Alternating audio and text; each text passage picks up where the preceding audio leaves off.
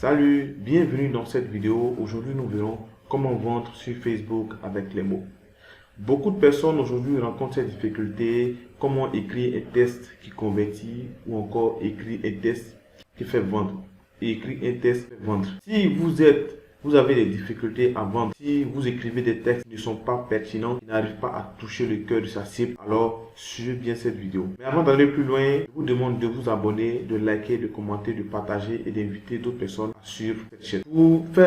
Avant de faire, lorsque vous vous engagez dans le e-commerce, vous devez avoir des éléments en tête. Vous devez établir premièrement un plan de vente. Le plan de vente se compose, lorsque vous vous engagez dans le e-commerce ou encore une activité génératrice de revenus en ligne, vous devez vous poser cette question. Cette question vous permettront d'établir un plan de vente. Premièrement, vous devez savoir qu'est-ce que vous devez vendre. Vous devez déterminer ce que vous voulez vendre. Si vous voulez vendre des produits ou des produits minceurs ou quand vous voulez vendre des vêtements, des chaussures, vous devez déterminer tous ces éléments. Ensuite, le deuxième élément que vous devez prendre en compte, c'est le prix de votre produit. Vous devez déterminer dès le départ à combien vous fixez le prix de votre produit. Le troisième élément à prendre en compte, c'est votre cible. Qui achètera votre produit? Vous devez au préalable définir votre cible, votre avatar client. Si vous avez un produit qui est destiné aux femmes, alors vous devez savoir cela. Ce sont les femmes de 30 à 40 ans, vous devez déterminer tous ces éléments avant de vouloir vous engager dans l'écriture de votre texte. Quatrième élément, combien de clients vous souhaitez avoir. Vous devez déterminer avec précision combien de clients vous souhaitez avoir dans un laps de temps ou dans un temps bien déterminé. Après avoir fini de vous faire cela, vous passez directement à la cinquième question que vous devez vous poser, qui est de savoir quel est le chiffre d'affaires que vous souhaitez atteindre dans un mois. Ainsi, vous pourrez faire le suivi de votre budget, le suivi de votre gain au fur et à mesure que vous avancez. La sixième question à se poser, c'est de savoir combien de ventes vous devez faire pour atteindre le chiffre d'affaires. Le chiffre d'affaires que vous avez déterminé pour 1 mois, 2 mois, 3 mois, alors combien de ventes vous devez faire pour atteindre ce chiffre d'affaires? Si vous souhaitez atteindre un chiffre d'affaires de 100 000 francs par semaine, alors que votre produit coûte 10 000 francs, vous devez vendre par semaine 10 produits pour atteindre les 100 000 francs CFA. Alors, après avoir fait l'étape 6, vous devez maintenant vous retrouver dans la dernière étape. Quelles sont les actions à mener pour atteindre cet objectif? Et à ce moment-là, maintenant, une fois que vous avez défini ces 7 éléments et vous avez vu quelles sont les actions, vous avez déterminé les actions que vous devez mettre en place pour atteindre cet objectif. C'est alors maintenant que vous allez commencer à écrire des textes qui vont. Les textes ici, vous devez un argumentaire, des textes très solides et vous devez vendre avec des émotions. Vous ne devez pas vendre avec la raison. Les mots que vous utilisez doivent toucher effectivement les émotions. Et je vous montre ici 2 techniques à utiliser que vous pouvez mettre en place. La première technique, c'est de travailler sur les émotions. Quand je parle de travailler sur les émotions, c'est d'utiliser des argumentaires de vente bien structurés. La deuxième technique ici, c'est de faire une offre irrésistible. Vous devez montrer à votre prospect que vous êtes le meilleur. Je vous donne ici 4 structures pour écrire vos tests de vente afin de convertir très facilement les personnes. La première structure, c'est la structure IDEA, c'est-à-dire attention, intérêt, désir, appel à l'action. La deuxième structure, c'est la structure PASA, problème, aggravation, solution, appel à l'action. Et la troisième structure, le PSA, problème, solution, appel à l'action. Et la quatrième structure, c'est le RSA, résultat, solution, appel à l'action. Nous verrons en détail tous ces éléments. Avec la structure IDEA, c'est-à-dire attention, intérêt, désir, appel à l'action, vous devez premièrement avec le A attirer l'attention des gens. Vous ne pouvez pas attirer l'attention des gens si vous n'êtes pas visible, si vous ne publiez pas régulièrement sur les réseaux sociaux, sur vos pages, et si vous ne faites pas beaucoup de communication dessus. Vous devez faire cela. Maintenant, ce qui concerne le texte de vente, même lorsque vous devez attirer l'attention du prospect, alors vous devez utiliser des mots qui attirent l'attention. Des mots qui empêchent le lecteur de scroller sur votre publication et de passer à autre chose. Vous devez utiliser les mots techniques. Ensuite, l'intérêt. Vous devez susciter de l'intérêt en expliquant à vos clients leurs problèmes, leurs désirs et encore leurs peurs. Cela fonctionne effectivement. Les éléments ici qui permettent de faire réagir les gens sont les problèmes, les désirs, les peurs. Troisième élément dans cette structure, c'est le désir. Vous devez susciter le désir d'acheter en montrant au client comment sa vie sera après avoir utilisé votre produit. Et cela est super important. Pour une personne qui souhaite acheter un produit, il veut savoir qu'est-ce que ce produit a de différent ou qu'est-ce que ce produit peut faire dans sa vie. Vous devez utiliser cet élément. Le quatrième élément dans cette structure, c'est l'appel à l'action. Vous devez pousser le client à se décider maintenant en lui proposant une offre. Vous devez toujours emmener le client à faire une action, à passer à quelque chose.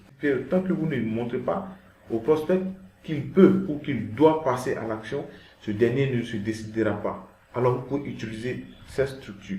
Ici, nous allons prendre l'exemple avec la structure IDEA. Si nous vendons des produits, si nous vendons des lunettes, alors voici le test que nous pouvons proposer. Tu as une vue faible. Lorsque tu es face à la lumière, tu as des difficultés à voir. Les yeux sont des trésors. Tu dois y prendre soin. Procure-toi nos lunettes de soleil pour protéger ces trésors. Je suis en promo. Commande tes lunettes en cliquant sur ce lien. Dans la structure passée, nous avons vu bien qu'il fallait partir d'une attention, de l'intérêt et aussi du procurer le désir et maintenant emmener le client à passer à l'action. Dans cette deuxième structure, nous passons ici du problème, nous allons aggraver le problème, nous allons proposer la solution ici, nous allons maintenant terminer par l'appel à l'action. Ce sont des éléments qui fonctionnent très bien. La première chose, vous devez poser le problème. Lorsqu'un client ou un prospect sent que vous connaissez son problème, alors ce dernier est plus attentif à ce que vous allez dire par la suite. Ensuite, lorsque vous posez le problème, vous décrivez le problème du prospect. Maintenant, vous devez aggraver ce problème. Vous devez emmener des éléments qui vont emmener ce dernier à avoir encore plus peur du problème que vous avez énuméré. Le troisième élément ici, c'est de maintenant lui proposer vos solutions. Vous lui donnez la solution au problème que vous avez décrit. Vous donnez des solutions qui aideront le prospect à résoudre son problème. Et vous terminez avec l'appel à l'action. Vous devez toujours laisser cet élément, appel à l'action. Voyons maintenant un exemple avec la structure PASSA. Toujours dans l'exemple des lunettes, tu as des problèmes avec tes yeux. Parfois, tu as du mal à lire les messages et la vue est floue. Alors, si tu ne fais rien, ici nous allons aggraver. Si tu ne fais rien, tu risques d'être marqué à vie. Et pire, tu pourras avoir de sérieux problèmes de vue. Nous avons ici aggravé le problème que nous avons défini plus haut. Maintenant, on passe ici à la solution. Procure-toi nos lunettes anti-reflet pour éviter l'impact de la lumière sur tes yeux. Ici, la solution, c'est les lunettes anti-reflet. Procure-toi nos lunettes pour protéger ces trésors. Toujours sur la solution. Et nous allons passer à l'action, à l'appel à l'action. Je suis en promo, commande tes lunettes en cliquant sur ce lien. Donc ça va dépendre du domaine où vous vous trouvez. Vous pouvez toujours améliorer en fonction du domaine où vous vous trouvez. Nous allons maintenant à la troisième structure qui est le problème, solution et l'appel à l'action. Dans le problème, vous allez garder la même idée de dégager un problème, de présenter un problème que le prospect peut avoir. Ensuite, vous parlez de la solution, vous donnez les solutions qui peuvent résoudre ce problème et ensuite vous faites l'appel à l'action. Structure super efficace que vous pouvez retrouver dans des tests de vente sur des sites internet. Ensuite, vous avez ici l'exemple avec la structure PSA. Nous allons voir le problème. Tu as des problèmes avec tes yeux. Parfois, tu as du mal à lire tes messages et voir. Ici, c'est le problème que nous nous posons. On peut encore améliorer. Ici, c'est juste pour l'exemple que je donne là. Ensuite, nous allons parler ici de la solution. Procure-toi nos lunettes anti-reflet pour éviter l'impact de la lumière sur tes yeux. Procure-toi nos lunettes de soleil pour protéger ces trésors. Ici, nous avons posé la solution, nous avons donné la solution. Et on va faire maintenant l'appel à l'action. Je suis en promo, commande tes lunettes en cliquant sur ce lien. La dernière structure ici, c'est la structure RSA. Résultat, solution, appel à l'action. Ici, nous allons donner les résultats de notre produit. Ensuite, les solutions et nous allons faire l'appel à l'action. En parlant des résultats, vous devez donner des résultats après l'utilisation de ce produit que vous vendez. Vous devez expliquer ce que les prospects auront s'ils utilisent votre produit. Le deuxième élément dans cette structure, c'est de donner la solution au problème qui a été décrit. C'est-à-dire quoi? Vous avez ici donné une structure, vous avez donné des résultats, mais vous donnez une solution qui aideront le prospect à résoudre son problème. Et en dernière position, vous parlez ici de l'appel à l'action. Vous donnez ici la solution, ce qu'il doit faire pour avoir votre produit. Voyons l'exemple avec la solution RSA. Dans la solution RSA, toujours avec l'exemple des lunettes, nous allons donner ici le résultat. Tu veux avoir une bonne vue comme le Lex. Ici, le résultat, c'est d'avoir une très bonne vue. Et nous avons comparé cela avec la vue du Lex. J'ai un secret. Améliore ta vue très rapidement avec nos lunettes anti-reflet. Donc ici, la solution ici, c'est l'amélioration de la vue avec nos lunettes anti-reflet. Et on passe maintenant à l'appel à l'action. Je suis en promo, commande tes lunettes en cliquant tout simplement. Ce que vous devez comprendre, et retenir, c'est que dans ce type d'argumentaire, vous devez utiliser des phrases vraiment courtes. Vous devez aussi utiliser des éléments qui sont vraiment pertinents, des mots qui peuvent aider vos prospects à réagir.